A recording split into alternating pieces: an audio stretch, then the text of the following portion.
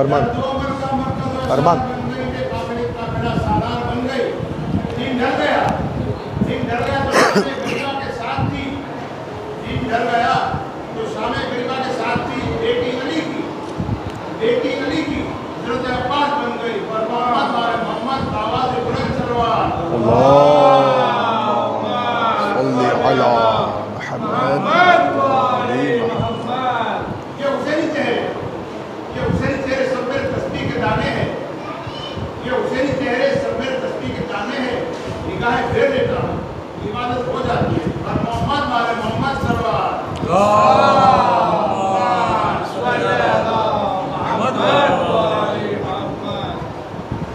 فاتحہ. بسم اللہ الرحمن الرحیم. اللہم صل بسم اللہ الرحمن الرحیم.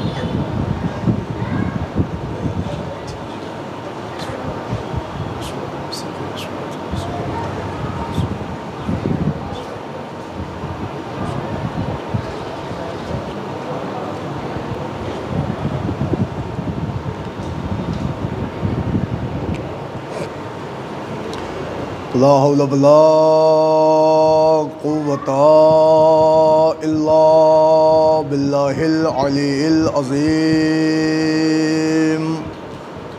أعوذ بالله من الشيطان اللعين الرجيم.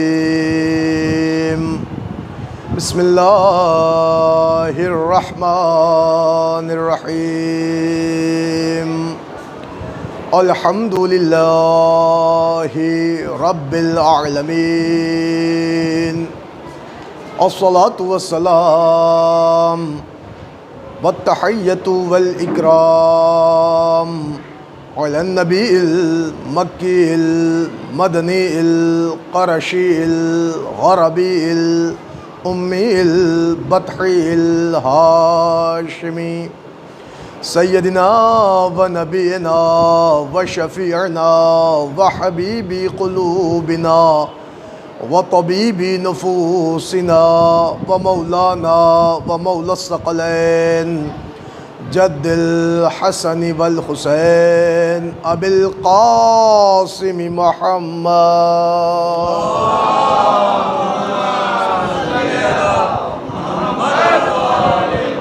وعلى أهل بيته الطيبين الطاهرين المعصومين المظلومين المنتجبين المنتخبين ولعنة الله على أعدائهم ومنكري فضائلهم ومصائبهم وجلالتهم وسخاوتهم وعظمتهم وعطشهم ومحافلهم ومجالسهم وذكرهم وحقهم وبيانهم أجمعين من ليلنا هذا إلى قيام يوم الدين. أما بعد فقد قال الله تعالى وتبارك في القرآن الحكيم وقوله الحق.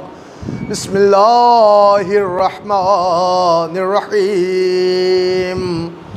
إن الله اصطفى آدم ونوحا وآل إبراهيم وآل عمران على العالمين.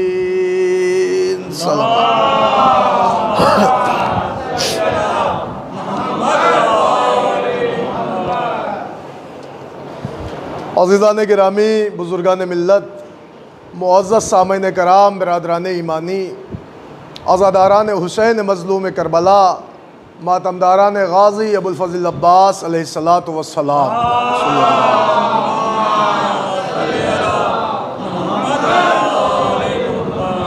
عزیزو، آپ کے علم میں ہے کہ جو موضوع میں نے آپ حضرات کے جناب میں رکھا ہوا تھا بحمداللہ آج اپنے 7ویں مرحلے میں داخل ہو رہا ہے، مگر آج چونکہ شب شہادت ہے 8ویں امام کی، لہٰذا موضوع ہی سے متصل کرتے ہوئے آپ حضرات کی خدمت میں کچھ باتیں عرض کرنے کی سعادت حاصل کرنا ہے.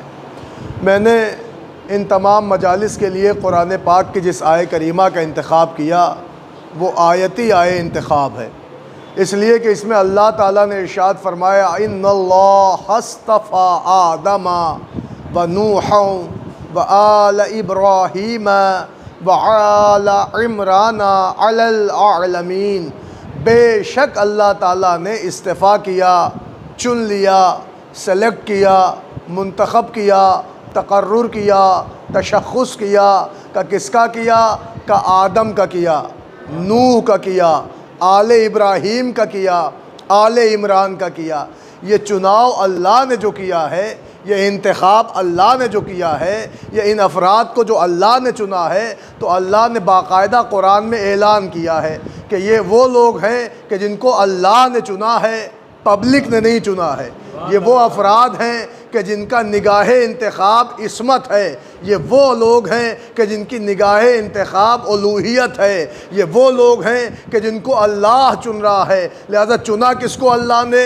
کہ آدم کو چنا، نوح کو چنا، آل ابراہیم کو چنا، آل عمران کو چنا، اور کہاں چنا؟ کہ علی العالمین، سارے یونیورسل سے چنا، پورے کائنات سے چنا، پوری دنیا سے چنا، سارے جہان سے چنا۔ تو چناؤ کتنے افراد پر مشتمل ہوا؟ کا نام اگر دیکھتے ہیں، پروناؤن دیکھتے ہیں، الفاظ تو بتا یہی رہے ہیں کہ اللہ نے یہاں 4 لوگوں کا ذکر کیا ہے۔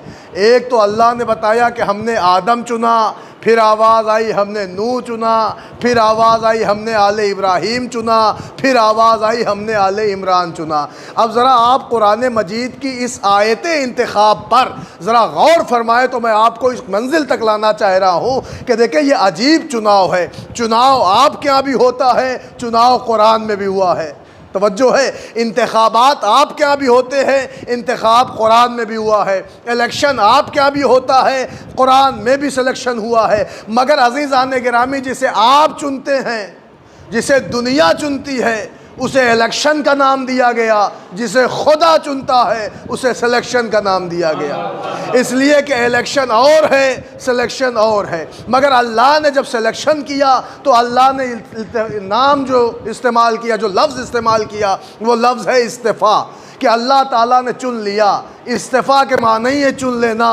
بس عزیزان گرامی، پورے قرآن کو آپ اٹھا کے دیکھیں تو پورے قرآن میں جہاں جہاں چننے کا لفظ آیا، سلیکشن کا لفظ آیا، انتخاب کا لفظ آیا، منتخب کرنے کا لفظ آیا، تقرر کا لفظ آیا، تشخص کا لفظ آیا، چننے کا لفظ آیا، تو اللہ نے قرآن میں 4 ہی الفاظ سجائے ہیں۔ اللہ نے یا استفا کہہ کے گفتگو کی، یا ارتضا کہہ کے گفتگو کی، یا اشتباہ کہہ کے گفتگو کی، یا اختیار کہہ کے گفتگو کیا۔ مگر عزیزان گرامی، مجھے کہنے دیجئے، اللہ نے اس 4 لفظوں کو بھی معراج عطا کر دیا۔ آپ کہیں گے وہ کیسے؟ تو جی اللہ نے جسے جانے استفا پایا اسے مصطفیٰ بنایا، جسے جانے ارتضا پایا اسے مرتضی بنایا، اور جسے جانے اشتباہ پایا اسے حسن مشتبہ بنایا، اور جسے جانے اختیار پایا اسے مختار کرب و بلا بنایا۔ ایک صلوات پڑھ لے بر محمد اور فرمائیے۔ دیکھیں میں آپ کو بالکل وہیں پہ لا رہا ہوں جہاں پہ میں نے گفتگو چھوڑی تھی۔ تو معلوم ہوا یہ تقرر اللہ نے کیا ہے، یہ تشخص اللہ نے کیا ہے، یہ انتخاب اللہ نے کیا ہے، یہ سلیکشن اللہ نے کیا ہے، اور جو اللہ نے کیا ہے تو قرآن میں بتایا بھی ہے۔ اور کیا بتایا کہ صاحب ہم نے آدم کو چنا، ہم نے نوح کو چنا، ہم نے آل ابراہیم کو چنا، ہم نے آل عمران کو چنا۔ اب اگر آپ سننے کے موڈ میں ہیں تو میں یہیں سے آپ کی خدمت میں عرض کروں، اللہ نے اس انتخاب میں 4 الفاظ کہے کہ آدم کو چنا، نوح کو چنا، آل ابراہیم کو چنا، آل عمران کو چنا۔ مگر ہم نے دیکھا چناؤ ایک ہے، رتبہ ایک ہے، عہدہ ایک ہے، تخت ایک ہے، کرسی ایک ہے، منصب ایک ہے، چننے والا بھی۔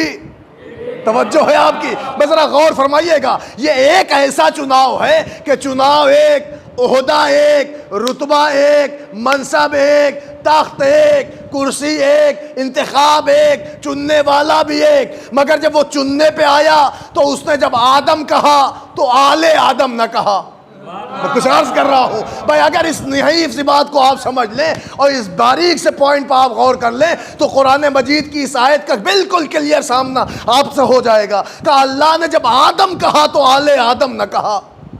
جب اللہ نے نو کہا تو انڈیویجول نو کہا ہے، آل نو نہ کہا۔ دیکھیں یہ ہے انتخاب الہی۔ اللہ نے آدم کہا تو آل آدم نہ کہا، اللہ نے نو کہا تو آل نو نہ کہا، لیکن جب بات ابراہیم کی آئی تو خالی ابراہیم نہ کہا، آل ابراہیم کہا۔ متوجہ فرمائیے گا۔ اور جب بات عمران کی آئی تو اللہ نے خالی عمران نہ کہا، آل عمران کہا۔ میں پوچھنا چاہتا ہوں معبود، کل کو کوئی بندہ قرآن پڑھے گا تو تیرے چناؤ پہ اعتراض کرے گا، سلیکشن پہ اعتراض کرے گا کہ جب تو ہے چناؤ کرنے والا، جب تو ہے چناؤ کرنے والا، جب تو ہے چننے والا، تو تو نے آدم کو تو چنا مگر اس کی آل کو کیوں نہ چنا؟ نو کو چنا مگر اس کی آل کو کیوں نہ چنا؟ ابراہیم کو چنا تو خالی ابراہیم ہی نہیں کہا، آل ابراہیم کہا۔ عمران کو چنا تو خالی عمران نہ کہا، آل عمران کہا۔ میرے معبود یہ چناؤ کیسا ہے؟ اس پر تو قرآن پہ بھی حرف آئے گا، تیری ذات پہ بھی حرف آئے گا، تیرے انصاف پہ بھی حرف آئے گا، تیرے عدل پہ بھی حرف آئے گا۔ اے معبود یہ فارمولہ کیا ہے؟ عزیزان گرامی، اس آیت کو لیے ہوئے ہم مارکیٹ میں ٹہل رہے تھے، کہیں سے جواب مل جائے، کہیں سے جواب مل جائے، مگر عزیزان گرامی ہمارے معاشرے نے ہی جواب دے دیا۔ اب یہ نقطے کو آپ سن لیجئے کہ صاحب کیسے جواب ملا؟ کہ ہم نے دیکھا کہ ہمارے بہت سے لوگوں سے جان پہچان ہے، بہت سے لوگوں سے سلام دعا ہے، بہت سے لوگوں سے تعلقات ہے، بہت سے لوگوں سے ہائے ہیلو ہے، مگر بہت سے ایسے لوگ ہیں جن سے بڑی دانت کاٹی دوستی ہے، بہت زیادہ دوستی ہے۔ مگر ہم نے دیکھا کہ ان تمام تعلقات کے بعد جب لوگوں کے ہاں کوئی پارٹی ہوئی، لوگوں کے ہاں کوئی پروگرام ہوا، لوگوں کے ہاں کوئی تقریب ہوئی، لوگوں کے ہاں کوئی پروگرام ہوا، تو ہم نے دیکھا جیسے انہوں نے سب کے ہاں انویٹیشن بھیجا ویسے ہمارے ہاں بھی آیا۔ بغور فرما لیجئے گا، ویسے ہمارے ہاں بھی ایک نوید آیا، انویٹیشن کارڈ آیا، ایک بلاوا آیا، ایک پیغام محبت آیا، ہمارے گھر پہ بھی آیا۔ مگر جتنے بھی کارڈ ہمارے گھر پہ آئے، ایک دن ہم نے سب کو اٹھایا اور دیکھنے لگے۔ اب جو ہم نے دیکھا تو اس کارڈ کے سر فہرست، اس کارڈ کی پیشانی پر، اس انویٹیشن کے اوپر کہیں کہیں ہمارا نام لکھا ہے، خالی ہمارا نام، ہاں کہیں کہیں ہمارا نام لکھا ہے۔ اور کچھ کارڈ ہمیں ایسے بھی ملے جہاں ہمارے نام کے ساتھ وتھ فیملی بھی لکھا ہے۔ متوجہ فرما لیے گا، کہیں کہیں ہمارا نام ہے۔ بعض کارڈ ایسے آئے خوشی کے ماحول میں کہ جس پہ خالی ہمارا نام ہے، اور کہیں کہیں ماں اہل و عیال، وتھ فیملی، کہاری، یہ الفاظ استعمال ہوئے ہیں۔ میں نے معاشرے سے پوچھا یہ کیا چکر ہے؟ میرے گھر کی الماری پہ بہت سے بلاوے کے کارڈ ہیں، بہت سے انویٹیشن کارڈ ہیں، بہت سے پیغام محبت ہیں، مگر میں نے جب اس کی پیشانی دیکھا تو اکثر کارڈ پہ ہمارا نام ہے، اور بعض ایسے بھی کارڈ ہیں کہ جس پہ ہمارا نام بھی ہے، نیچے وتھ فیملی بھی لکھا ہے، ماں اہل و عیال بھی لکھا ہے۔ یہ فارمولہ کیا ہے؟ تو ساری کائنات کے سماج نے ایک ہی پیغام دیا کہ بھیا آدمی جب بلاتا ہے تو اگر بلانے والا کچھ دور کا ہوتا ہے تو خالی کسی ایک کو بلا لیتا ہے، مگر جب رشتہ بڑا قریب کا ہوتا ہے تو خالی ایک کو نہیں بلاتا، پوری فیملی کو بلاتا ہے۔ اب سمجھ میں آیا کہ اللہ نے کہا ہم نے آدم چنا، ہم نے نوح چنا، ہم نے آل ابراہیم چنا، ہم نے آل عمران چنا۔ اب سمجھ میں آیا کہ آخر چکر کیا ہے؟ یہ اللہ بتا رہا ہے کہ آدم کون ہے، نوح کون ہے، وہ آل ابراہیم کون ہے، آل عمران کون ہے۔ سمجھ میں خالی اتنا آیا کہ اب تقریریں آپ کے ذہن میں ہوں گی، آدم کون ہے کہ جو خاک سے بنا ہو، نوح کون ہے کہ جو خاک سے بنا ہو۔ اب سمجھ میں آیا کہ یہ آل ابراہیم اور آل عمران کو اللہ نے اتنی زیادہ اہمیت کیوں دے دی؟ اللہ نے دنیا کو بتایا کہ جب تمہارے یہاں ہوتا یہ ہے کہ اگر کوئی باہری ہے تو کسی ایک کو بلا لو، اور کوئی گھر کا ہے تو پوری خاندان بلا لو۔ اللہ نے بھی بتایا کہ جو مٹی کے بنے تھے انہیں انڈیویجول بلایا، اور جو نور والے تھے انہیں فیملی کے ساتھ چنا۔ ایک صلوات پڑھ لے بر محمد۔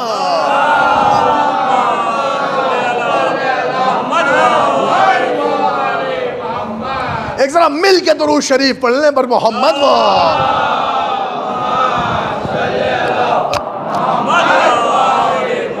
ہے نا توجہ آپ کی؟ تو عزیزان گرامی پورا ایک سلسلہ آپ دیکھیں تو ارشاد کیا ہوا؟ ہم نے آدم کو چنا، ہم نے نوح کو چنا، ہم نے آل ابراہیم کو چنا، ہم نے آل عمران کو چنا۔ یہ آیت مسلمان کو خوب یاد ہے، اس چناؤ کو مسلمان نے خوب پڑھا ہے، اور اتنا پڑھا ہے کہ میں آپ کو بالکل کلیئر کر دوں، جب بات آئی کہ اللہ نے آدم کو چنا تو سب نے لکھا یہ وہی والے آدم ہے جس کی ہم لوگ نسلیں ہیں، ہمارے پوروج، ہمارے ابا وہی آدم ہے، سب نے لکھا ہے۔ جب بات نوح کی آئی تو ہر ایک نے لکھا وہی کشتی والے۔ سارے مسلمانوں کو اس چناؤ پہ بھی یقین ہے کہ آدم چنے وہی جو ہمارے پوروج ہیں، جن کی ہم لوگ نسلیں ہیں۔ اچھا نوح کا یہ وہی کشتی والے، وہی سرکار نوح صاحب شریعت، اللہ نے ان کو بھی چنا۔ اچھا جب بات آل ابراہیم کی آئی، توجہ فرمائیے گا، تو آل ابراہیم کہا ہے نا، تو پیغمبر کی حدیث ہے آل ابراہیم سے مراد میں ہوں، پبلک نے اسے بھی مان لیا، توجہ فرمائیے گا، پبلک نے اسے بھی مان لیا۔ مگر جیسے ہی اس آیت کا چوتھا لفظ قرآن میں آیا کہ ہم نے آل عمران کو چنا، پبلک کو سمجھ میں نہیں آیا۔ یہ میں پورے مسلمانوں کا خد و خال کھینچ کے بتا رہا ہوں کہ آدم چنے گئے تو سب کو سمجھ میں آیا، نوح کا انتخاب ہوا تو سب مان گئے، آل ابراہیم چنی گئی تو ہر ایک کو سمجھ میں آیا، لیکن جیسے ہی آل عمران کا لفظ آیا مسلمانوں میں اختلاف ہو گیا۔ اب وہ اختلاف سنیے جو سب کی کتابوں میں ہے۔ کچھ نے کہا صاحب اس عمران سے مراد موسیٰ کے ابا ہے، اس عمران سے مراد کچھ نے لکھا عیسیٰ کے نانا ہے۔ میرے پاس وقت نہیں ہے کہ میں تفصیل سمجھاؤں آپ کو کہ عیسیٰ کے نانا عمران ان کی آل کہاں سے کہاں تک ہے، اور موسیٰ کے باپ عمران ان کی آل کہاں سے کہاں تک ہے۔ اللہ تعالیٰ نے چنا ہے آل عمران کہہ کے۔ آپ تو اس کو ایک دم یوں سمجھ سکتے ہیں کہ موسیٰ عیسیٰ محمد سے پہلے تھے کہ بعد کے؟ کہا صاحب پہلے کے تھے، تو اللہ نے ابراہیم لفظ کا استعمال پہلے کیوں کیا؟ آل ابراہیم اللہ نے پہلے کہا، آل عمران بعد میں کہا، اور اللہ نے وہی تماچا مار کے کہا بیوقوفو تمہیں عمران نہیں سمجھ میں آتا؟ ارے اب جو آل ابراہیم کے بعد جس کی آل آئے گی وہی آل عمران ہوگی۔ توجہ ہے آپ کی؟ مگر مسلمانوں نے کیا لکھا؟ آل ابراہیم سمجھ میں آیا، نوح سمجھ میں آیا، آدم سمجھ میں آیا۔ اب آپ ذرا تجزیہ کریں، معلوم ہوا یہ پبلک کی پرانی عادت ہے کہ پبلک کو 3 چناؤ سمجھ میں آتا ہے مگر چوتھا چناؤ سمجھ میں نہیں آتا۔ غور فرما رہے ہیں آپ؟ یہ پبلک کی پرانی عادت ہے۔ لہٰذا کیا ہوا؟ کہا صاحب کچھ لوگوں نے اپنی تاریخ میں لکھا اس سے مراد عیسیٰ کے نانا مریم کے باپ، بعض لوگوں نے لکھا اس سے مراد موسیٰ کے ابا عمران ہے، سب نے اپنا اپنا لکھا۔ آئیے میں سب کو کنڈم کر دوں۔ میرے سرکار سے پوچھا گیا سرکار یہ جو قرآن میں آیت ہے کہ اللہ نے آدم چنا، نوح چنا، آل ابراہیم چنا، آل عمران چنا، یہ معاملہ کیا ہے؟ کہ کیا تو آدم کو نہیں جانتا؟ کہا جانتا ہوں۔ کہ نوح سے واقف ہو؟ کہا واقف ہوں۔ کہ پھر کیا چاہیے؟ کہا آل ابراہیم چاہیے۔ کہ وہ میں ہوں۔ کہ سرکار مگر یہ آل عمران کون ہے؟ حضور نے آنکھوں میں آ کے ڈال کے کہا سن، آل ابراہیم سے مراد میں ہوں اور آل عمران سے مراد علی ہے۔ غور کیا آپ نے؟ آل عمران سے مراد علی ہے۔ اب سمجھ میں آیا کہ یہ عمران کون ہے؟ توجہ، یہ عمران کون ہے؟ کیوں آپ نہیں بول رہے؟ بولیے، کھل کے بولیے، قرآن آپ کے سامنے ہے، چیلنج کر کے بولو کہ ابو طالب ہے۔ غور فرما رہے ہیں آپ؟ یہ ہیں کون؟ کہ ابو طالب ہیں، اس لیے کہ اب تک آپ کا پورا شجرہ آپ کے سامنے ہے۔ بھائی جو علی کے دادا وہی نبی کے دادا، جو ان کے پوروج وہی ان کے پوروج۔ مگر یہ الگ سے عمران کیوں آیا؟ آل ابراہیم میں تو یہ بھی آ جاتے۔ توجہ ہے؟ مگر عزیزان گرامی، عبداللہ، سرکار عبداللہ کے بعد سے اللہ نے ایک ایسے لفظ کا انتخاب کیا کہ اگر محمد کے بعد معاملہ تمام ہو تو آل عمران ایسا ہو کہ جس کا معاملہ قیامت تک پہنچ رہا ہو۔ غور فرما رہے ہیں آپ؟ یہی حقیقت اسلام مجھے دنیا تک پہنچانا ہے کہ اللہ نے آل عمران کا لفظ استعمال کیا۔ یہ ہے کون عمران؟ کہ ابو طالب۔ تو مجھے کہنے دیے ان کو چنا کس نے؟ توجہ آپ کی بھائی، جس نے آدم چنا، جس نے نوح چنا، جس نے آل ابراہیم چنا، اسی نے قرآن میں ان کو بھی چنا۔ تو اب مجھے کہنے دو مسلمانوں، تم جسے چن لو وہ تو تمہارا پیر ہو جائے، اور جسے اللہ چنے ایک صلوات پڑھ دے بر محمد۔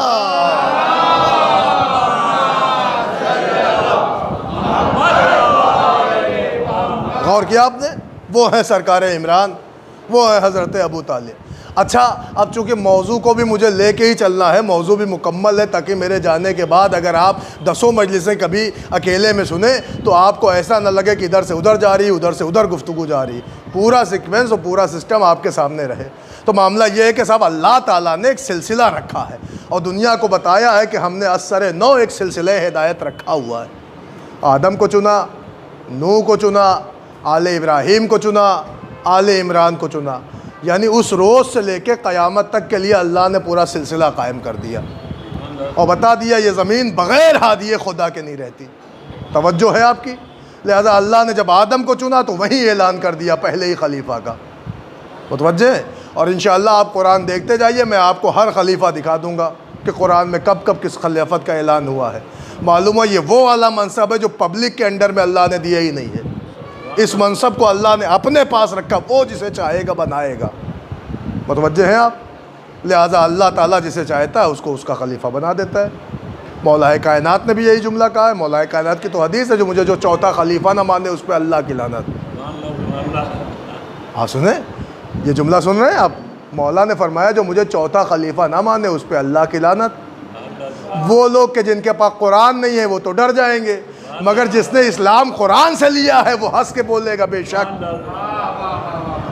متوجہ ہیں آپ؟ اس لیے کہ اللہ نے جو پہلا خلیفہ بنایا وہ ہے حضرت آدم، متوجہ ہیں؟ آپ دیکھیں پھر آگے بڑھیے، قرآن نے ایک اور خلیفہ کا ذکر کیا ہے کہ وہ کون ہے؟ کہ وہ ہے حضرت داؤد کے خلیفہ جناب سلیمان، وَوَرِثَ داؤد سلیمان۔ آپ دیکھیں باقاعدہ کہ صاحب یہ بھی خلیفہ بنے ہیں۔ پھر آگے بڑھیے، وہ کون ہے؟ کہ موسیٰ والے، ہارون۔ اب سمجھ میں آیا؟ قرآن نے سیکوینس سے رکھا ہے پورا سسٹم۔ چوتھا کون ہے؟ کہ غدیر کی آیت بتا رہی کون ہے، متوجہ ہیں؟ تو دیکھیں آپ پورا سسٹم نظریہ دیکھ لیں کہ نبوت کا ایک الگ کانسیپٹ ہے، خلافت کا ایک الگ کانسیپٹ ہے، اور ایسا نہیں ہے قرآن تو ہر خشک و تر کا تذکرہ بھی رکھتا ہے، کائنات کا ہر علم قرآن میں ہے، بس نظریات آپ کے الگ ہو رہے ہیں۔ کیوں؟ کیونکہ صحیح تعلیم آپ تک پہنچی نہیں ہے۔ لہذا حقیقت دین و حقیقت اسلام ضروری ہے کہ عالم اسلام تک پہنچائی جائے، تاکہ دنیا کی زندگی خرابے کی زندگی نہ ہو، ترقیات کی زندگی ہو۔ عزیزان گرامی، میں نے اب تک جو گفتگو آپ تک پہنچائی وہ آپ نے سنی۔ اب ذرا سا ایک دو باتیں میں جلدی جلدی آپ تک پہنچا دوں، وہ ہے کیا وہ آپ سن لیں۔ اور میں اپنے چھوٹے بھائیوں سے، نوجوانوں سے، یوتھ سے گزارش کرتا ہوں، اب جو میں گفتگو کرنے جا رہا ہوں اسے ذرا غور کر لیے گا 5-10 منٹ کے لیے پلیز۔ وہ گفتگو آپ دیکھیں کہ ہمارا اسلام خالی آج کا اسلام نہیں ہے، جس دن سے آدم بنے نا تبھی سے اسلام ہے۔ ایسا نہیں ہے کہ حضور آئے اور 40 برس تک خاموشی کی زندگی گزارتے رہے تب تک اسلام نہیں تھا، مگر جب غار حرا میں گئے وہ آیت آئی اقرأ بسم ربک الذی خلق، پہلی آیت جب آئی تب سرکار نے اسلام کی ابتدا شروع کی۔ یا دعوت ذوالعشیر میں دعوت ہوئی، پہلے کھلایا بعد میں بولا، وہاں سے اسلام شروع ہوا؟ جی نہیں، اسلام اثر نو اسلام ہے۔ آدم کے بھی زمانے میں اسلام، نوح کے بھی زمانے میں اسلام، سارے انبیاء کے بھی زمانے میں اسلام، اور ہمارے پیغمبر کے بھی زمانے میں اسلام۔ متوجہ ہیں آپ؟ اس کو غور فرمائیے اور دیکھیے، اسلام الگ ہے، دین الگ ہے، شریعت الگ ہے۔ غور فرمائیے گا، دین الگ ہے، شریعت الگ ہے۔ یہ دو لفظ ایسے جسے آپ برابر سنتے، ایک ہے دین، ایک ہے شریعت۔ اب میں اس کو ایسا پیش کر دوں آپ کی خدمت میں کہ کبھی بھی آپ بھولنے نہ پائیں، اور میں نوجوان اور میں چھوٹے بھائی جو بیٹھے ہیں ان کے بھی ذہنوں میں محفوظ ہو جائے یہ دین کیا ہے اور شریعت کیا ہے۔ تو میں آپ کی خدمت میں عرض کر دوں ایک جملے میں کہ اگر آپ کو دین سمجھنا ہے تو یوں سمجھیں کہ جو نانی دادی ماؤں کی گود میں ہم بچپن سے پڑھتے آتے ہیں وہی دین ہے، جسے ہم کہہ دیتے ہیں اصول دین، اللہ ایک، پنجتن 5، امام 12، معصوم 14، توجہ ہے آپ کی، قیامت پر یقین، اللہ عادل ہے، انبیاء کا تصور، یہی ہے دین۔ غور فرمائیے۔ مگر عزیزان گرامی شریعت کیا ہے؟ سنیے آپ، تو شریعت ہر دور میں رہی ہے، صاحب شریعت پیغمبر آتے رہے، ہر دور میں شریعت رہی ہے۔ چنانچہ آپ دیکھیے موسیٰ کے دور کی شریعت کچھ اور، عیسیٰ کے دور کی شریعت کچھ اور، پیغمبر کے دور کی شریعت کچھ اور۔ اب اس کو ایک جملے میں آپ سمجھ لیں تاکہ سمجھ میں آ جائے کہ دین کیا ہے اور شریعت کیا ہے۔ بھئی یہ مسئلہ پہنچنا چاہیے۔ مثلا دین، جیسے یہ پورا ہندوستان، پورا انڈیا ایک سرکل ہے، یہ ہے دین۔ غور فرما رہے ہیں؟ یہ ہے پورا ہندوستان ایک سرکل، یہ دین ہے۔ مگر اس کے اندر ایک چھوٹا سرکل ہے، گجرات، یو پی، بہار، یہ کیا ہے؟ یہ اسٹیٹ ہے نا، یہ شریعت ہے۔ سمجھ رہے ہیں آپ؟ یہ شریعت ہے۔ تو دین کیا ہے؟ کہ ایک بڑے سرکل کا نام دین ہے اور اس کے اندر چھوٹے چھوٹے سرکل کا نام شریعت ہے۔ اب اس کو سمجھ لیجئے آپ۔ اس کا کیا مطلب؟ اس کا مطلب یہ ہے کہ جو دین کل تھا وہی آج بھی رہے گا، مگر جو شریعت کل تھی وہ آج نہیں ہے۔ شریعتیں بدلتی رہی ہیں، دین استقامت میں رہا ہے۔ سن رہے ہیں آپ؟ دین نہیں بدلتا، شریعت بدلتی ہے۔ ہمارے ہاں نماز کا تصور کچھ اور ہے، موسیٰ کی شریعت میں بھی نماز تھی مگر کچھ اور تھی، عیسیٰ کے زمانے میں نماز تھی مگر کچھ اور تھی۔ آپ پڑھیں، پوری تاریخ ہے، میں اب کیا ممبر سے عرض کروں۔ ہمارے ہاں ختنے کے احکام کچھ اور ہیں، موسیٰ کے زمانے میں مختون کا احکام کچھ اور تھا، عیسیٰ کے زمانے میں ختنے کے لوگ کی شریعت کچھ اور تھی۔ اور فرما رہے ہیں تو شریعتیں بدلتی رہی ہیں، دین وہی رہا ہے۔ آدم سے لے کے قیامت تک جو نہ بدلے وہ دین ہے، اور آدم سے لے کے محمد تک جو بدلتا رہے وہ شریعت ہے۔ غور فرمائیے گا آپ۔ اب دین کیا ہے؟ کہ دین وہ ہے کہ جسے مانا جاتا ہے، شریعت وہ ہے کہ جس پہ عمل کیا جاتا ہے۔ غور فرما رہے ہیں آپ؟ شریعت میں کیا ہے؟ نماز، روزہ، حج، زکوٰۃ، خمس، جہاد، امر بالمعروف نہی عن المنکر، یہ شریعت ہے۔ ٹھیک؟ دین کیا ہے؟ کہ دین میں سب کچھ ہے۔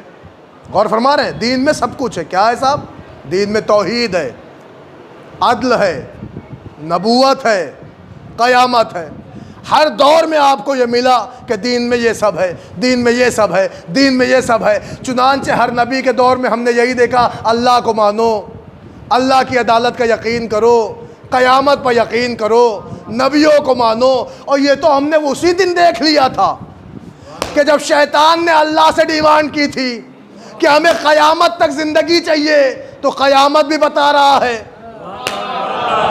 ہاں؟ اور اس نے یہ بھی کہا تھا مجھے میری محنت کا بدلہ چاہیے، اتنی نمازیں پڑھی ہیں، تو عادل بھی مان رہا ہے، اور رب کہہ کے اللہ سے خطاب کر رہا ہے، اللہ بھی مان رہا ہے، اور عبادک المخلصون کہہ کے بتا رہا ہے کہ انبیاء کو نہیں بہکا پاؤں گا مگر ٹرائی کروں گا۔ تو نبوت پہ بھی یقین ہے۔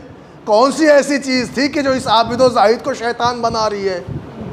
میں نے عرض کیا تھا نا، تو عزیزان گرامی سب کچھ تو اس شریعت میں، دین میں چلا آ رہا تھا۔ شریعت کا معاملہ کیا تھا کہ اللہ تعالیٰ نے اب تک جتنوں کو شریعت دی، ہر شریعت بدلتی رہی، مگر میرے نبی کا کمال یہ ہوا کہ اب جو اللہ نے انہیں شریعت دی ہے تو وہ بدلنے والی نہیں، اب قیامت تک وہی شریعت رہے گی۔ یہ شریعت بدل نہیں سکتی ہے، یہ قانون بدل نہیں سکتے ہیں، وہ شریعت قیامت تک رہے گی۔ تو معلوم ہوا کہ اب تک جتنے انبیاء تھے شریعتیں بدلتی رہی، مگر محمد کا کمال یہ کہ آخری نبی ہیں، لہذا اب شریعت نہیں بدلے گی۔ توجہ ہے آپ کی؟ اور دین پہلے ہی سے نہیں بدلنے والی چیز تھی، مگر میں کیسے پڑھوں کہ جب محمد آخری حج کے ٹائم اور آخری حج کے بعد دنیا سے جانے کا وقت قریب آیا، تو پھر اللہ نے اسی محمد سے، محمد کی شریعت میں کہا یا ایھا الرسول بلغ ما انزل الیک من ربک، اے محمد اسے پہنچا دو کہ جس کے لیے میں نے پہلے بھی بولا تھا۔ اب وہ کیا ہے؟ کہ وہ یہی ہے کہ محمد نے 1.25 لاکھ حاجیوں کو روکا، جو تازے تازے سر مڈائے تھے انہیں دھوپ میں کھڑا کیا، جو آگے بڑھ گئے تھے انہیں پیچھے بلایا، جو پیچھے رہ گئے تھے ان کا انتظار کر لیا. اب جو انتظار کر کے من کنتم مولاہو کا نعرہ لگایا تو پھر ادھر سے آیت آئی الیوم اکملت لکم دینکم. معلوم ہوا اب جو آخری پیغمبر نے یہ کام کیا تو اللہ نے یہ نہیں کہا کہ شریعت پوری ہو گئی, بتایا آج دین کامل ہو گیا. ایک صلوات پڑھ دے پر محمد وآلہ. غور کریے گا, دیکھیں اس پوائنٹ کو سوچئے گا.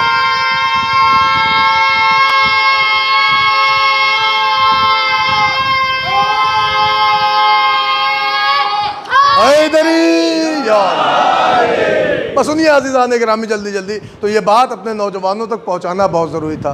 تو اس کا مطلب جس دن ولایت کا معاملہ آیا تو اللہ نے یہ نہیں کہا کہ آج شریعت پوری ہوئی ہے, نہ, شریعت تو مکمل ہے. پھر کیا پورا ہوا؟ کہا دین مکمل ہوا ہے. اب کیا ہے یہ دین؟ اب سمجھ میں آیا کہ اس دین میں امامت بھی ہے. باصول دین وہ ہے جسے ماننا ہے, فروع دین وہ ہے کہ جس پہ عمل کرنا ہے. ٹھیک ہے, اب ذرا سا وہ بات میں پہنچانا چاہتا ہوں جس پہ عام طور سے گفتگو نہیں ہوتی, اور اس کو آپ ذرا غور سے سن لیجئے, اور ہمارے نوجوان سنیں, ینگسٹر سنیں, سارے افراد سنیں.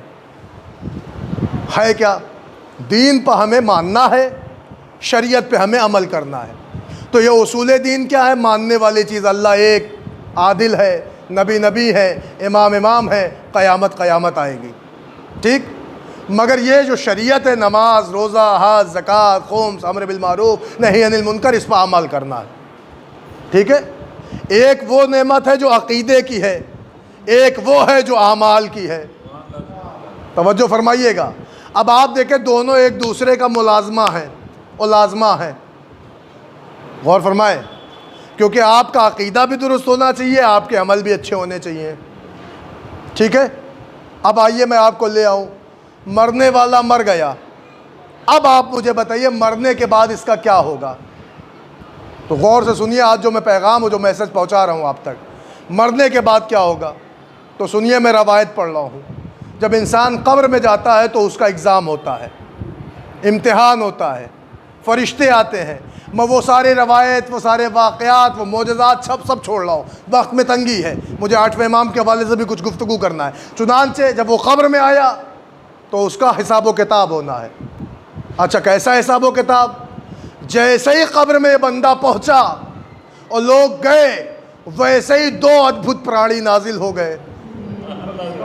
عجیب و غریب حیت کے روایتیں کہہ رہی صاحب, عجیب و غریب حیت کے لوگ آئے, اور آتے ہی پہلا سوال داغا, من ربکا, تیرا رب کون ہے؟ دوسرا سوال, من نبیوں کا, تیرا نبی کون ہے؟ غور فرما رہے ہیں آپ؟ یہ وہ سوال ہے جو قبر میں ہونا ہے. اس کا مطلب قبر کا ایگزام اصلی ہے.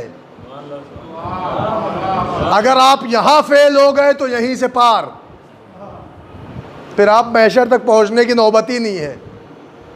اچھا, اور محشر میں جو امتحان ہے کہ وہ اورل ہے, اس کو آپ نبھا کے آئیں گے تب وہاں بیٹھنے کو پائیں گے. لیکن اگر یہیں فیل ہو گئے تو یہی قصہ تمام.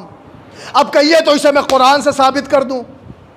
سنیے آپ 27ویں پارے کی آیت, ارشاد ہو رہا, بسم اللہ الرحمن الرحیم, وَيُعْرِفُ الْمُجْرِمُونَ بِسِيمَاهُمْ فَيُؤْخَذُ بِالنَّوَاصِي وَالْأَقْدَامِ. یہ قرآن کی آیت ہے. اللہ کہہ رہا ہے کہ ہم سارے کے سارے مجرموں کو ان کے چہروں سے پہچان لیں گے. ہم سارے کے سارے مجرموں کو ان کے چہروں سے پہچان لیں گے, اور جب ہم پہچان لیں گے تو ان کے سروں کو اور قدموں کو پکڑ کے جہنم میں پھینک دیں گے. کیا مطلب؟ ان کا حساب کتاب نہیں ہوگا. کہ کیسے حساب کتاب ہوگا جب اللہ ہی پہچان لے گا مجرم ہے؟ تو حساب و کتاب میں انہیں آنے کی ضرورت ہی کیا؟ اسی لیے اللہ نے اعلان کر دیا ہم مجرموں کو ان کے چہروں سے پہچان لیں گے, اور جب پہچان لیں گے تو انہیں بغیر حساب کتاب کے جہنم. مولا سے پوچھا کہ مولا مرنے کے بعد کتنے گروہ ہوں گے؟ مولا نے فرمایا مرنے کے بعد 3 گروہ ہیں. کہ وہ کس کا؟ کہ ایک تو مجرموں کا ہے جو بغیر حساب کتاب کے جہنم. مولا اور دوسرا گروہ, مولا نے قرآن کی آیت پڑھی, انما یوفی الصابرون والی آیت. یہ کون ہے؟ کہ وہ صابرین کا گروہ ہوگا. کہ یہ کون سے صابرین ہیں؟ کہ وہ ایسے صابرین کہ جن کو اللہ بغیر حساب و کتاب کے جنت پہنچا دے گا۔ مفسرین نے لکھا اس سے مراد معصومین ہے۔ معلوم ہو معصومین کا بھی حساب و کتاب نہیں ہے، یہ بغیر حساب و کتاب کے جنت۔ مجرمین کا بھی حساب و کتاب نہیں ہے، یہ بغیر حساب و کتاب کے جہنم۔ دو گروہ دیکھا، تو تیسرا کون ہے؟ کہ وہ بیچارے مومنین۔ توجہ فرما رہے، ایک معصومین جو بغیر حساب کتاب کے جنت، ایک مجرمین قرآن سے پڑھ رہا ہوں کہ جو بغیر حساب و کتاب کے جہنم۔ تو مجرم کو تو اللہ چہرے سے پہچانے گا، حساب کتاب کی ضرورت ہی نہیں، جہنم۔ معصومین کا بھی کوئی حساب کتاب نہیں، جنت۔ بچے کون؟ مومنین۔ اب یہ مومنین سوچ لیں کہ اگر آپ قبر کی منزل سے مین ایگزام نکال کے آئے تو پھر محشر میں آپ کو حساب و کتاب دینا ہے۔ اچھا دینا کیسا ہے؟ قرآن نے کہا فَمَنْ يَعْمَلْ مِثْقَالَ ذَرَّةٍ خَيْرًا يَرَى وَمَنْ يَعْمَلْ مِثْقَالَ ذَرَّةٍ شَرًّا يَرَى۔ عادل خدا کا حساب و کتاب ہے، ذرہ برابر تو نیکی ہے تو نیکی، اور ذرہ برابر شر ہے تو برائی۔ متوجہ ہے آپ؟ اب بالکل کلیئر ہو رہا ہے نا، میں نے تینوں آیتیں پڑھ دی۔ مگر عزیزان گرامی، مجرمین کے لیے جو آیا وہ بغیر حساب کتاب کے جہنم، معصومین کے لیے جو آئے تھے بغیر حساب کتاب کے جنت۔ یہاں تک لکھا یومئذ وجوہ ناظرہ الی ربہا ناظرہ۔ یہ وہ لوگ ہیں جو اپنے رب کی طرف لو لگائے ہوں گے، یہ وہ لوگ ہیں جو اپنے رب کی طرف لو لگائے ہوں گے، یہ وہ لوگ ہیں جن کے چہرے حشاش بشاش ہوں گے۔ یہ کون ہے؟ کہ یہ معصوم جو بغیر حساب کتاب کے جنت، اور یہ گروہ جو بغیر حساب کتاب کے جہنم یا مجرم۔ پتہ کیسے چلے گا کہ مجرم ہے؟ تو سنیے روایت، جیسے ہی بندہ قبر میں آیا تو قبر میں ہر ایک کا ایگزام ہے، سب کا۔ قبر میں ہوگا پہلا سوال من ربک، تیرا رب کون ہے؟ اگر بندے نے بتایا اللہ ربی، اللہ میرا رب ہے، تو ٹھیک۔ اگر نہیں بتا پایا تو اس کی پیشانی پہ لکھ اٹھے گا ھذا رجل مشرک، یہ جو شخص آیا ہے یہ مشرک ہے۔ بس مشرک لفظ لکھ اٹھا، چہرہ بتائے گا یہ مجرم ہے۔ اب اس کو غور فرمائیے گا، قرآن کے اکارڈنگ لیجئے، کہ سب چہرہ بتائے گا یہ مجرم ہے۔ کہ پھر اگر اس نے بتا دیا اللہ میرا رب ہے تو پھر اس سے دوسرا سوال ہوگا تیرا نبی کون ہے؟ اگر اس نے بتا دیا تو ٹھیک، نہیں بتا پایا تو پیشانی پہ لکھا جائے گا ھذا رجل کافر، یہ مرنے والا کافر ہے۔ ٹھیک ہے، مرنے والا کافر ہے، ٹھیک ہے۔ عزیزان گرامی، اگر بتا دیا کہ محمد النبی، محمد میرے نبی ہیں، تو ٹھیک ہے، ٹھیک۔ پھر اس سے اگلے سوال ہوگا، اگلا سوال ہوگا من امامو کا، تیرا امام کون ہے؟ اگر بندے نے بتا دیا تو ٹھیک، نہیں بتایا تو پیشانی پہ لکھا جائے گا ھذا رجل منافق۔ یہ سن رہے نا بات؟ کہ پہلا کہا ہے اللہ کا جواب دیا تو ٹھیک، نہیں تو مشرک۔ نبی بتا پایا تو ٹھیک، نہیں تو کافر۔ امام بتا پایا تو ٹھیک، نہیں تو منافق۔ اچھا اگر بتا لیا تو کیا ہوگا؟ پیشانی سادھی رہے گی نا۔ کیا ہوگا؟ کہ اگر امام بتایا کہ یہ ہے امام، یہ ہے امام، یہ ہے امام، یہ ہے امام، بتا دیا تو پھر اس کی پیشانی پہ لکھا جائے گا ھذا رجل مومن۔ معلوم ہوا کہ قبر کے پہلے ہی ایگزام میں اللہ کلیئر کر دیتا ہے کہ جتنے سمٹ کے آئے ہیں ان میں 3 غلط ہے، 1 صحیح ہے۔ اور فرما رہے آپ 3 بیکار ہیں، 1 ہی صحیح ہے، یعنی 3 فیلئر ہیں، 1 ہی پاس ہے۔ توجہ ہے آپ کی؟ تو عزیزان گرامی، جو پاس ہوگا اسے پاس ملے گا محشر تک، اور جو پاس نہیں ہو پائے گا اس کی پیشانی بتائے گی کہ مشرک ہے، کہ منافق ہے، کہ کافر ہے۔ اب آپ بہتر جانتے ہیں ان تینوں کا حشر کیا ہوگا۔ توجہ ہے؟ ابھی مشرک دیکھیے سامنے کی بات ہے، مشرک، منافق، کافر، ان تینوں کا حشر کیا ہوگا؟ تو 27ویں پارے کی آیت نے بڑھ کے بتایا یعرف المجرمون بسیماہم فَيُؤْخَذُ بِالنَّوَاصِي وَالْأَقْدَامِ، ہم مجرموں کو ان کے چہروں سے پہچان لیں گے اور ان کے سروں پیروں کو پکڑ کے جہنم رسید کریں گے۔ اب آپ نے دیکھ لیا معاملہ، کہا صاحب مجرم وہ ہے کہ جن کے چہرے بتائیں گے یہ مجرم ہے، لہذا انہیں بغیر حساب و کتاب کے جہنم۔ اچھا معصومین وہ ہیں کہ ان کے بغوئی حساب و کتاب ہی نہیں، ان کے تو چہرے گواہی دیں گے، حشاش بشاش خوشحال۔ متوجہ ہیں آپ؟ قرآن کی آیتیں ہیں کہ یہ ڈائریکٹ جنت۔ مومن کون ہے؟ کہ اب جو مومن آئیں گے ان کا ہوگا حساب۔ آپ مومن ہیں جی، کردار آپ کا علی والا ہے، توجہ فرمائیے گا۔ عزیزان گرامی، بہت ضروری ہے ہمارے لیے کہ خالی زبانی دعویٰ نہ کریں بلکہ ہمارا کردار گواہی دے کہ ہم امام کے چاہنے والے ہیں۔ اور فرما رہے ہیں آپ۔ اب سنیے آج کی مجلس کا تبرک، آج کی مجلس کا ایک اہم نقطہ آپ تک پہنچا دیں۔ کیا عظمت ہے مومن کی؟ کہ مومن وہی ہوگا جو امامت کا قائل ہوگا۔ توجہ فرمائیے گا، مومن وہی ہوگا جو پورا دین بتا لے جائے، اللہ بھی، عدالت بھی، نبوت بھی، امامت بھی، قیامت بھی، تو وہی تو قبر سے نکل کے محشر کی منزل تک پہنچے گا۔ اب جو محشر کی منزل تک پہنچے گا تو پھر وہ جانے، اس کا کردار جانے اور اس کے شافع جانے، متوجہ ہیں؟ اسے بچانے والے جانے، اس کے آنسو جانے، اس کا کردار جانے، اس کی کوالٹیز جانے، اس کی خوبیاں جانے، اس کے سوشل ورک جانے، اس کی کمالات جانے، اس کی بلندیاں جانے۔ اور فرما رہے ہیں آپ، لیکن اتنا تو طے ہے کہ مومن ہونے کے لیے کم سے کم ولایت کا اعلان ضروری ہے۔ اب جو لوگ کہہ دیتے ہیں کہ صاحب یہ شیعہ لوگ کو کیا ہو گیا، یہ ممبر پہ بیٹھ کے جنتیں بانٹنے لگتے ہیں، تو اس میں کوئی دو رائے نہیں کہ جنت پکی نہیں ہے۔ جنت ہمارے علاوہ کسی کی ہے ہی نہیں، آپ سنیے۔ لیکن یہ بھی حقیقت ہے کہ ہمیں اگر ہمارے اعمال برے ہیں تو برے اعمال کا خامیازہ بھگتنا ہے۔ لہٰذا علی کے اگر چاہنے والے ہیں تو ایسے بنیے کہ کم از کم قبر میں بھی روشنی ہو، برزخ میں بھی نام ہو، پل صراط پہ بھی کمال ہو۔ مگر عزیزان گرامی، یہ طے ہے کہ جنت ایک لاسٹ سٹیج کا نام ہے، مگر ان مراحل سے گزرنے کے لیے اعمال کی پختگی ضروری ہے۔ غور فرما رہے ہیں آپ؟ اب سنیے جو میں آپ کی خدمت میں عرض کر رہا ہوں، یہ برزخ کیا ہے؟ ابن حجر مکی ہمارے عالم نہیں ہیں، سنیوں کے بہت بڑے عالم، بہت بڑے عالم۔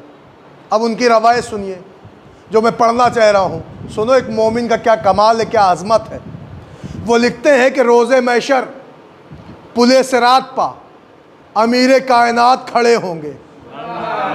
سنیے جو میں عرض کر رہا ہوں، کتاب بھی انہی کی، عالم بھی انہی کا، راوی بھی انہی کا، روایت بھی انہی کی، فضائل میرے سرکار کا۔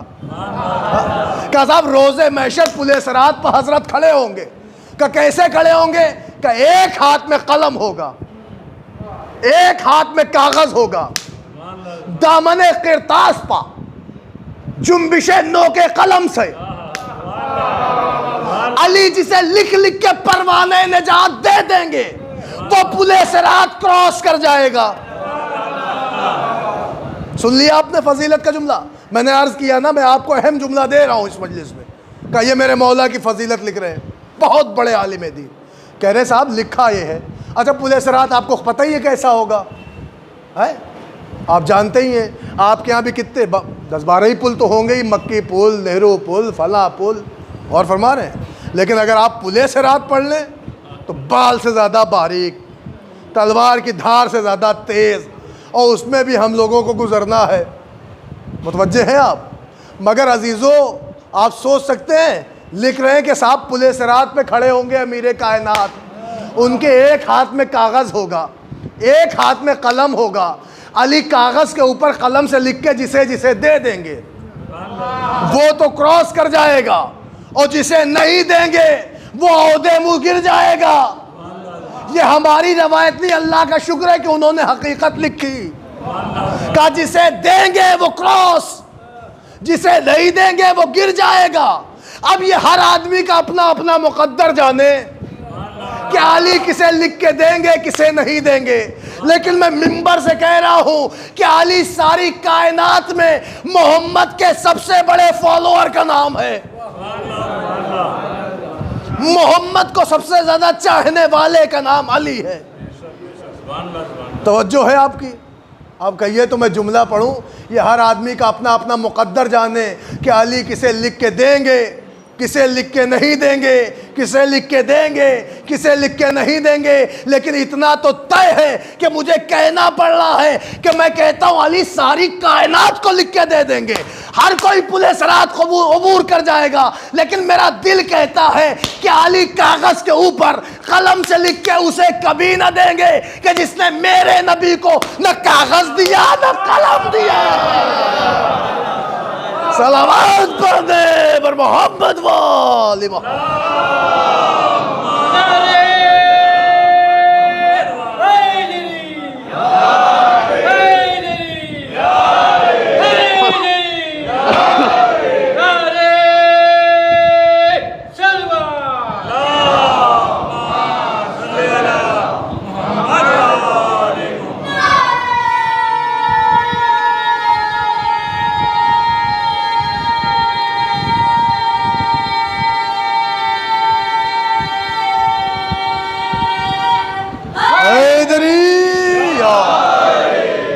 عزیزان گرامی، چونکہ شب شہادت بھی ہے، کچھ عرض کرنا تھا مجھے اور وقت زیادہ ہی ہوتا چلا جا رہا ہے، اور آج تھوڑا وقت بھی کم لینا تھا کیونکہ اور بھی مجلس ہے، ابھی دسترخوان ہے، لہٰذا زیادہ باتیں نہیں، بس جلدی جلدی بات پہنچا لوں تو معلوم ہوا یہ کمال ہے صاحب، ایک مومن کی عظمت ہے۔ مومن کہتے ہی اسے ہیں کہ جس کے سینے میں ولایت علی کی شمع روشن ہو۔ متوجہ ہیں آپ؟ وہی ہے مومن جو امامت کا قائل ہو۔ اب انشاءاللہ کل آپ کی خدمت میں یہیں سے اشارہ کرتے ہوئے بات آگے بڑھا دوں گا، اور ایک دو جنگیں بھی پڑھنا ہے اور کچھ مسائل عرض کرنا ہے کہ دور حاضر میں حقیقت اسلام کا انکشاف بہت ضروری ہے۔ غور فرما رہے ہیں آپ؟ اب سنیے، یہیں سے جلدی سے بات عرض کروں تو مومن کی بڑی عظمت ہے، اتنی عظمت ہے کہ ہمارے آپ کے 8ویں امام امام علی رضا علیہ السلام، سن لیں آپ اس کو بھی جلدی سے، اور میسج ہو جائے، ایک پیغام ہو جائے، امام کی سیرت سے ایک پیغام پہنچ جائے۔ سنیے آپ جلدی سے، چونکہ ہم ایک روایت کے اعتبار سے آج میرے مولا کی شب شہادت ہے۔ تو عزیزان گرامی، عیسیٰ بن خیار سے روایت ہے، وہ کہتے ہیں کہ جب امام پہلی مرتبہ شہر طوس آئے، فرسٹ ٹائم ایران آئے ہیں 8ویں امام، تو کہتے ہیں میں ان کے ساتھ تھا، تو میں نے دیکھا کہ ایک مرد مومن کا جنازہ جا رہا تھا۔ اس کو سنیے گا غور سے، جنازہ جا رہا تھا، تو فرسٹ ٹائم امام آئے تھے، لیکن عزیزان گرامی جیسے انہوں نے جاتا ہوا جنازہ دیکھا، فوراً سواری سے نیچے اتر آئے اور پیادہ چلے، پیدل چلے، اور چلنے کے بعد اس کی تشییع جنازہ کی۔ یہ لکھا ہے، کس کا جنازہ تھا؟ مومن کا۔ عزیزان گرامی، شاید یہ ہمارے ینگسٹرز یوتھ کے لیے ایک بہت بڑا پیغام ہے۔ آپ کے یہاں کا ماحول نہیں جانتا ہوں، لیکن ہمارے یہاں اکثر ہم نے دیکھا ہے کہ جنازہ کسی مومن کا جا رہا ہے اور بھائی صاحب بائک پہ کھڑے ہیں، اترنا بھی نہیں چاہ رہے ہیں، کنارے کھڑے ہیں بائک پہ اپنی۔ اور فرما رہے ہیں تو یا تو اپنے آپ کو شیعہ نہ کہو یا کم سے کم سیرت کا مظاہرہ کرو۔ امام نے بتایا کہ مومن کے جنازے کی تشریح کتنی اہم ہے، ایک مومن کو جنازے کو کاندھا دینا کتنا اہم ہے۔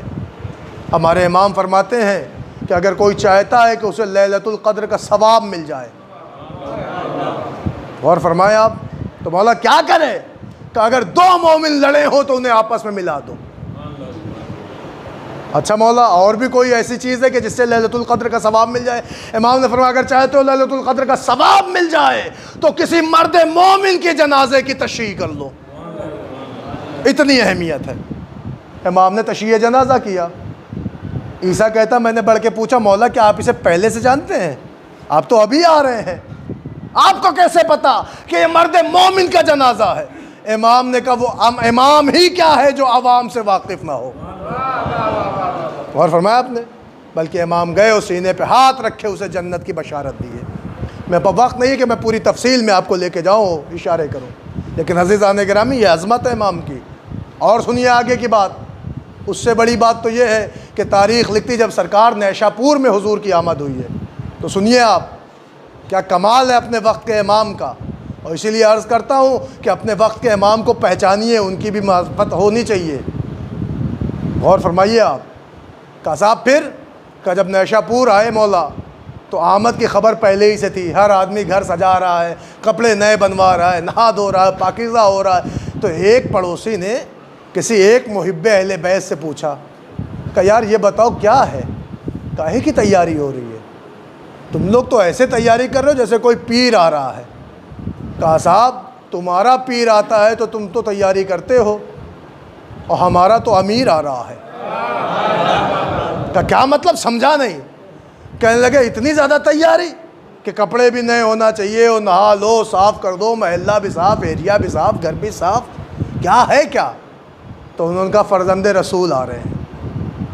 متوجہ ہیں؟ آقائے دو جہاں آ رہے ہیں، امام زمان آ رہے ہیں، سرکار آ رہے ہیں، میرے مولا آ رہے ہیں۔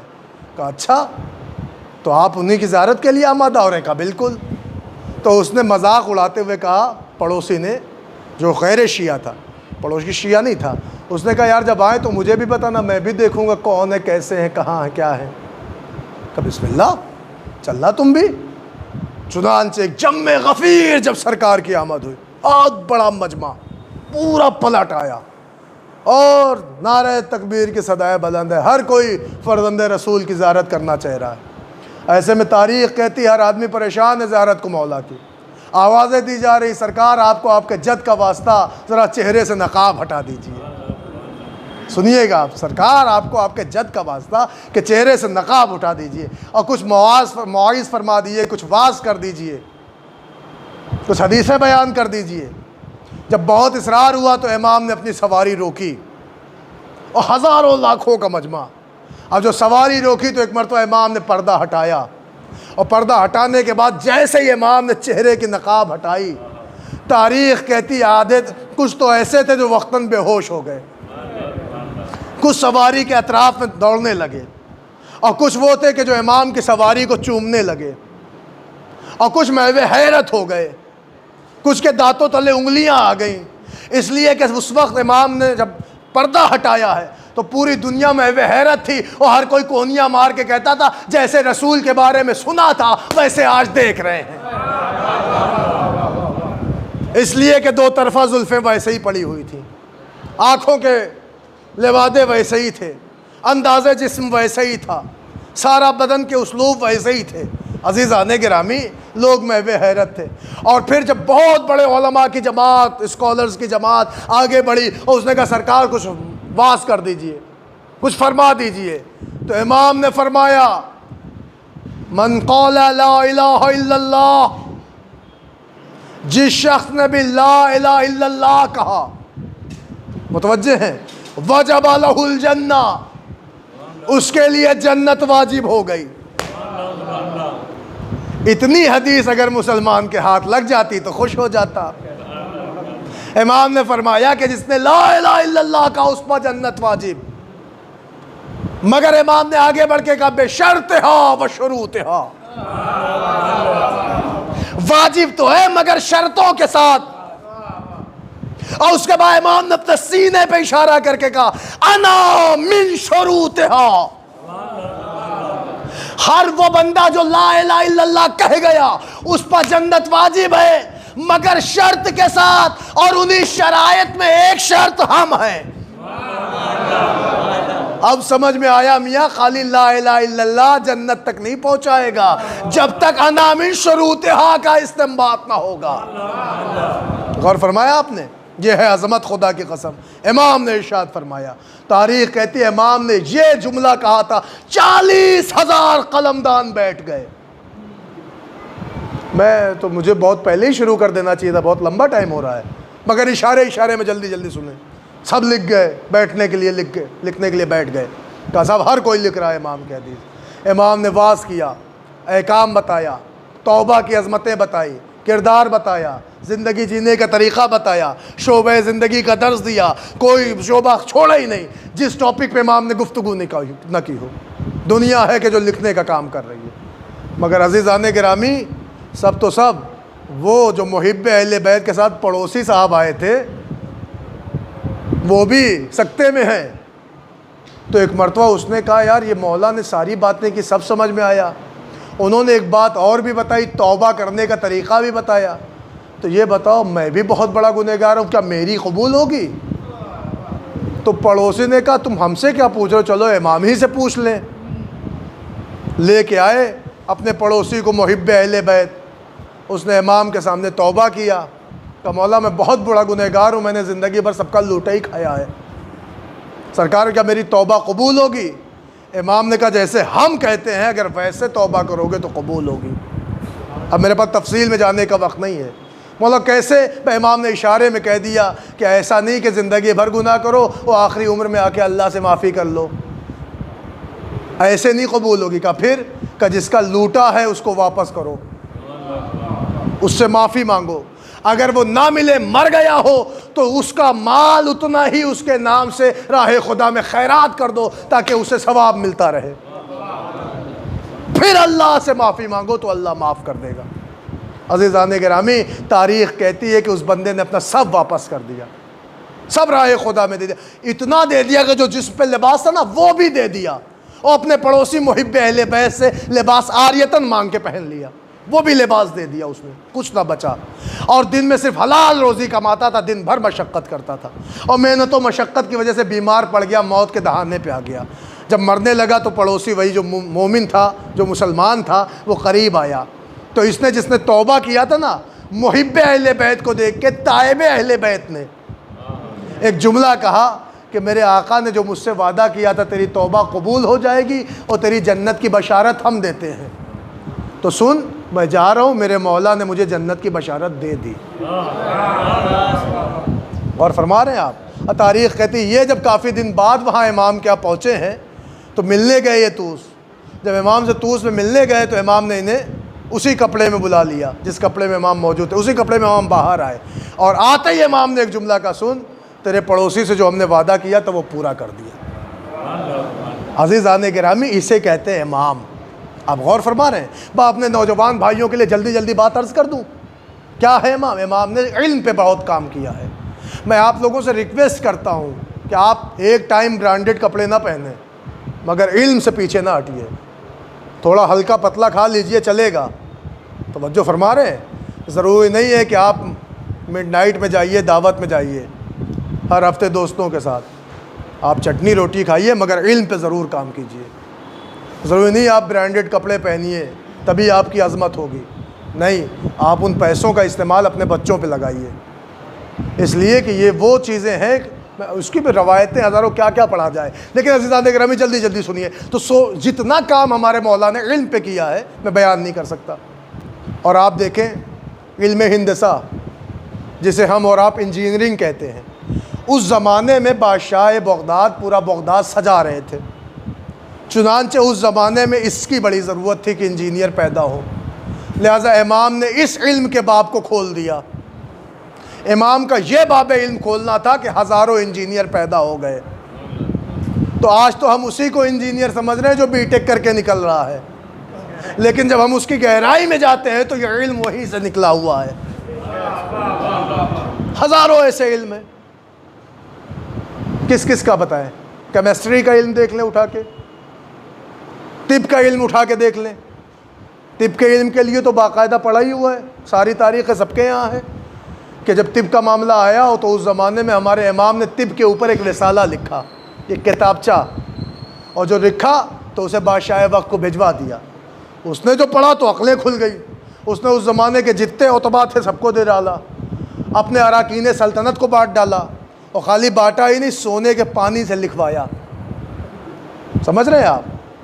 اور اس کا نام ہی پڑ گیا رسالہ ذہبیہ، یعنی سونے کے پانی سے لکھا ہوا رسالہ۔ تو یہ امام نے طب کے اوپر کام کیا ہے۔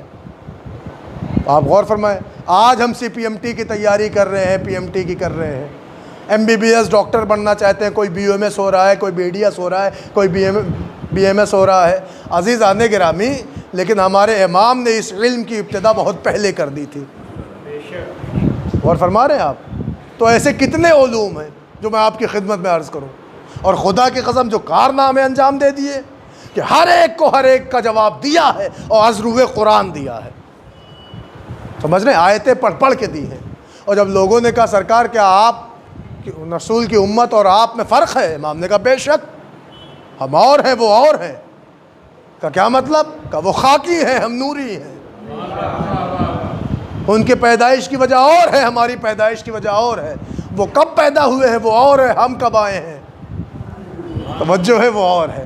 عزیزان گرامی، ایک ایک گوشے کو امام نے کھول دیا اور بتایا کہ وہ ہے کہ جو رجس و آلودگی میں آتے ہیں، ہم وہ ہے کہ جس کے قریب رجس آ ہی نہیں سکتا، متوجہ ہیں، اور وہ ہے کہ جو قرآن پڑھتے ہیں، ہم وہ ہے جو محافظ قرآن ہیں۔ عزیزان گرامی، یہ عظمت ہے ہمارے امام کی۔ بس بڑا وقت لے لیا میں نے، 1 گھنٹے سے زیادہ آپ کا وقت لے لیا، آپ کو اور بھی مجلس میں جانا ہے، آج سفرہ بھی ہے مولا کے نام کا، بس اسباب رحمت سمیٹ رہا ہوں، گفتگو تمام کر رہا ہوں۔ عزیزان گرامی، بس سنیں آپ، لیکن وہی ہمارا امام کہ جس نے کائنات اسلام میں علم کے چراغ روشن کر دیے، ساری دنیا کو علم سے مالا مال کر دیا۔ روایت کہتی ہے ہر سبجیکٹ کے عالم کو بلایا جاتا تھا اور بلا کے بادشاہ وقت کہتا تھا کہ آؤ جس کو جو پوچھنا ہو پوچھ لو۔ اس کا مطلب یہ ہے کہ جس کی تعریف غیر بھی کریں اسے امام وقت کہتے ہیں، اور امام ہر ایک کو سرفراز فرماتے تھے۔ اور معجزات کے عالم یہ ہے کہ میں کیا کیا عرض کروں آپ کی خدمت میں۔ بھئی یوں سن لیں کہ جب امام جانے لگے ہیں تو امام کا ایک جبہ ایرانی لوگوں کے ہاتھ آیا اور وہ جبے کے لیے آپس میں لڑائی ہو گئی، کوئی کہتا ہمیں چاہیے، کوئی کہتا ہمیں چاہیے۔ تاریخ کہتی ہے ایک ٹکڑا ملا، ٹکڑا۔ اب جو ٹکڑا ملا تو اس نے کیا کہ اس میں سے ذرات کو الگ کر دیا، ریزہ ریزہ کر دیا، اور ہزاروں افراد میں امام کے جبے کا وہ ٹکڑا پہنچا۔ غور فرمائیے گا، وہ ٹکڑا پہنچا۔ یہ امام کے جبے کا کمال تھا کہ امام کے جبے کا، امام کے پیراہن کا وہ ٹکڑا ہزاروں آدمی میں بٹ گیا۔ تو ایک ایسے بھی گھر میں گیا کہ جس کے گھر میں ایک بچی تھی جو نابینا تھی، اور دنیا کے ہر ایک نے علاج سے منع کر دیا تھا کہ اب اس کی نورانیت واپس نہیں آئے گی۔ مگر عزیزان گرامی، جب میرے 8ویں امام کے جبے کا وہ ٹکڑا پہنچا، وہ کپڑے کا ذرا سا کپڑا پہنچا، تو ایک مرتبہ ان لوگوں نے اس نابینا بچی کی آنکھوں پہ وہ کپڑا رکھ دیا۔ تاریخ کہتی جو نابینا تھی وہ بینا ہو گئی۔ عزیزان گرامی، آپ نے یہ دیکھا کمال، آپ نے یہ دیکھا معجزہ، یہ امام وقت کا کمال ہے، یہ امام وقت کا معجزہ ہے۔ یہی وجہ تھی کہ جب میرے مولا کا سر دہر راہم میں رکھا گیا تو نور پھوٹنے لگا، لوگ حیران ہو گئے کہ ایسا لگتا ہے کہ جیسے رسول کے بیٹے کا سر ہو۔ عزیزان گرامی، پوری تاریخ آپ کے سامنے، مگر عزیزان گرامی میں ختم کر رہا ہوں مصائب، ایک جملہ پڑھ کے مجلس تمام ہے کہ تاریخ لکھتی وہ امام جو ایسا منکسر المزاج تھا کہ جس نے دنیا کو علم و آگہی کا چراغ سے منور کر دیا۔ تاریخ کہتی اس امام کے ساتھ بھی ذات نے وہ برتاؤ کیا کہ میرے مولا کو خدا کی لعنت و مامون پر کہ اس نے میرے مولا کو زہر دیا، اور زہر ایسا تھا کہ میرا مولا زہر کی تاب نہ لا سکا۔ روایت کہتی ہے بستر پہ مولا تڑپتے رہے، مگر اے عزادارو، اسی تڑپ کے درمیان امام تقی قریب آئے، مولا نے اسرار امامت تعلیم کر دیا۔ میں کہوں گا مولا، لیکن جب آپ کے بابا دنیا سے رخصت ہوئے تو ہم زیارتوں میں اسی لیے پڑھتے ہیں السلام علیک یا غریب الغربا، کہ اے میرے غریب آپ پر ہمارا سلام ہو۔ غریب اس لیے کہتے ہیں کہ امام طوس میں شہید ہوئے ہیں، وہاں نہ کوئی مدینے والے تھے، نہ خاندان والے تھے، نہ اقربا تھے، نہ کوئی رونے والا تھا، مگر چاہنے والوں کا ایک جم غفیر تھا۔ اور باعجاز امامت امام محمد تقی آئے، امام نے اپنے بابا کو غسل دیا، کفن پہنایا، جنازہ شان سے اٹھا، مشہد مقدس تک امام کو لا کے دفن کر دیا۔ مگر میرا دل چاہتا ہے کہ ہاتھوں کو جوڑ کے جملہ کہوں، اے مولا محمد تقی، ارے آپ خوش نصیب تھے کہ جب آپ کے بابا کا سر سے سایہ اٹھا تو کم از کم آپ نے غسل دے دیا، کفن پہنا دیا، جنازہ اٹھایا۔ ارے ذرا چشمے تصور میں کربلا آئیے، میں آپ کو ایک غریب بیٹا دکھاؤں کہ جس کے بابا کا جنازہ زمین کربلا پہ پڑا ہے، بیٹا اتنا مجبور کہ ہاتھوں میں ہتھکڑیاں، پیروں میں بیڑیاں، کمر میں لنگر، گلے میں توقے خاردار۔ سجاد جب اپنے بابا کے اریاں جنازے کو دیکھتے ہیں تو مرثیہ پڑھ رہے ہیں، آئے میرا غریب بابا، آئے میرا بے غسل بابا، آئے میرا بے کفن بابا۔